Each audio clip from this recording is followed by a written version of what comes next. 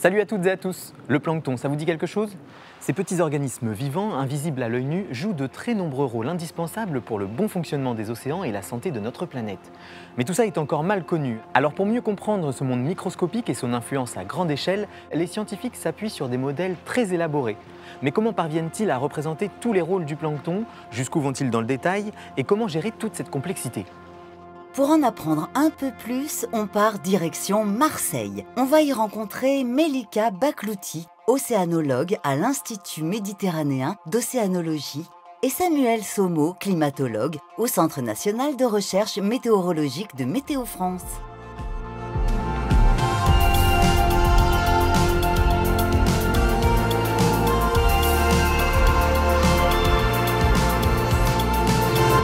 Le plancton, c'est un ensemble d'organismes vivants indispensables à la vie sur la planète. Il est à la base de la chaîne alimentaire marine. Sans lui, pas de poissons et donc pas de vie dans les océans. Il produit près de la moitié de l'oxygène de la planète et il capture environ un quart de nos émissions de CO2, dont une partie est stockée au fond de l'océan quand le plancton meurt. Et là, ce ne sont que quelques exemples, donc mieux comprendre les rôles du plancton, c'est essentiel, car sans lui, c'est l'équilibre des océans et de la planète tout entière qui serait menacé.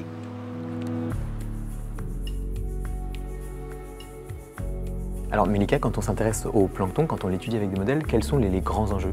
Alors les grands enjeux, c'est à la fois être capable de représenter tous les rôles que tu as évoqués tout à l'heure, et puis de pouvoir quantifier tous les flux qui sont en jeu dans ce système complexe. Et alors pour ça, tu utilises quels outils? On va utiliser ce qu'on appelle des modèles biogéochimiques. Ce sont des modèles qui vont représenter le plancton, on va dire, de son aspect microscopique jusqu'à plusieurs dizaines de millimètres. Face à cette complexité, on n'a pas trop le choix et on doit simplifier. Donc une première façon de simplifier, c'est de focaliser sur la biodiversité, essayer de la représenter au mieux. L'autre type de modèle biogéochimique va focaliser plutôt sur les processus, sur une représentation fine des processus. Pour que les modèles numériques comme celui de Melika soient utilisables, il faut leur indiquer plein de valeurs, comme par exemple la vitesse maximale de croissance du phytoplancton ou sa capacité maximale à absorber la lumière. Elles resteront fixes pendant les simulations et c'est ce qu'on appelle des paramètres. Mais plus on en met, plus le modèle est complexe. Alors il faut trouver le bon équilibre entre la précision et la puissance de calcul disponible. Ben oui, si on veut comprendre comment le phytoplancton piège le CO2 au fond des océans, vous vous doutez bien qu'on ne va pas représenter en détail toutes les espèces une par une, ni toutes leurs interactions. D'abord, on ne connaît pas tout, et puis ça demanderait beaucoup trop de ressources. Alors, pour simplifier intelligemment les modèles, on a deux façons de faire. C'est d'abord l'approche mécaniste, qui va consister à représenter au mieux les processus, c'est-à-dire en représentant les mécanismes sous-jacents. Donc là, ça veut dire qu'on rentre dans le détail. On rentre dans le détail, et ça a des conséquences, puisqu'on va avoir des équations mathématiques plus complexes, mais l'avantage, c'est qu'elles vont mettre en jeu, en général, des paramètres qui auront un sens biologique ou physique. Et alors, quelle est l'autre approche qu'on peut utiliser? À l'autre extrême, l'approche empirique va consister, en fait, à simplifier, en ne représentant pas les étapes intermédiaires, par exemple, mais plutôt à représenter les effets de ce processus. Là, on résume en quelque sorte. On résume, tout à fait. Et qu'est-ce que ça implique d'un point de vue des équations mathématiques là? Ça implique que les équations sont beaucoup plus simples, mais la contrepartie, c'est qu'elles mettent en jeu des paramètres qui n'ont pas forcément un sens physique ou biologique et auxquels il est plus difficile de donner une valeur. Avec l'IA, ces modèles empiriques gagnent du terrain. Si on a suffisamment de données pour les entraîner, ils prédisent efficacement, mais ils apportent peu d'explications. Les modèles mécanistes, eux, détaillent les processus et permettent de mieux comprendre ce qui se passe. Quoi qu'il en soit, dans les deux cas, il faut fixer les valeurs des paramètres. Un peu comme si on tournait le bouton d'une vieille radio pour trouver la bonne fréquence et avoir un son bien net. Sauf qu'avec les modèles, au lieu d'avoir un seul bouton, il y en a une dizaine, parfois même des centaines à régler.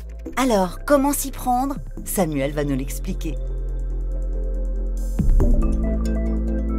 Tout d'abord, on peut avoir une méthode qu'on appelle un peu de bricolage à la main ou essai-erreur. On va fixer les valeurs de ces paramètres, on va regarder si on est content du comportement du modèle. Si ce n'est pas le cas, on recommence et c'est un processus itératif.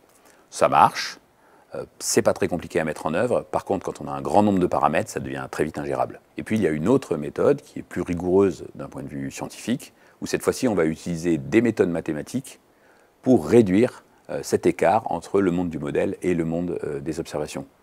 Ces méthodes, il en existe plusieurs, elles sont un peu plus complexes à mettre en œuvre, mais sur le long terme, c'est beaucoup plus efficace. Si on reprend l'analogie du poste de radio de tout à l'heure, la première méthode, celle qu'on appelle essai-erreur, ça serait comme régler chaque bouton l'un après l'autre en espérant qu'on obtienne un bon son à la fin. Si ça ne marche pas, on recommence. Alors que la deuxième méthode, qui est plus basée sur des outils mathématiques, un peu de calibration automatique, ça serait régler tous les boutons en même temps, comme si on avait plein de mains, mais qui sont coordonnés quelque part.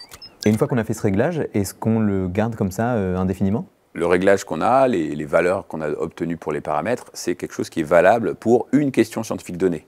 Il n'y a pas de réglage universel des paramètres. C'est pour ça qu'avoir une méthode un petit peu automatisée, basée sur des approches mathématiques bien posées, ça facilite la vie.